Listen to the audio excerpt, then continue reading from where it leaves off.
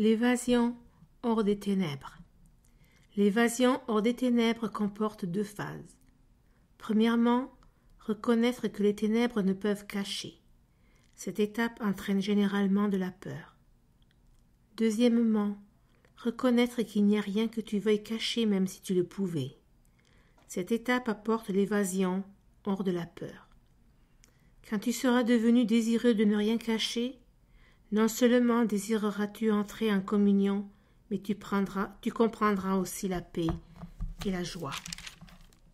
La sainteté ne peut jamais être réellement cachée dans les ténèbres, mais tu peux te tromper toi-même à ce sujet.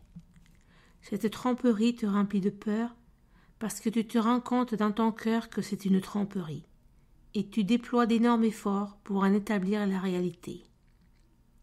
Le miracle place la réalité où elle doit être. La réalité n'appartient qu'au pur esprit, et le miracle ne reconnaît que la vérité. Ainsi il dissipe les illusions à ton sujet et te met en communion avec toi-même et Dieu. Le miracle se joint à l'expiation en mettant l'esprit au service du Saint-Esprit. Cela établit la juste fonction de l'esprit tout en corrigeant ses erreurs, qui ne sont que des manques d'amour. Ton esprit peut être possédé par des illusions, mais le pur esprit est libre éternellement. Si un esprit perçoit sans amour, il perçoit une coquille vide et n'a pas conscience du pur esprit au-dedans. Mais l'expiation ramène le pur esprit à sa juste place. L'esprit qui sert le pur esprit est invulnérable. Les ténèbres sont un manque de lumière comme le péché est un manque d'amour. Elles n'ont pas de propriété unique. C'est un exemple de la croyance dans le manque d'où seule l'erreur peut procéder. La vérité est toujours abondante.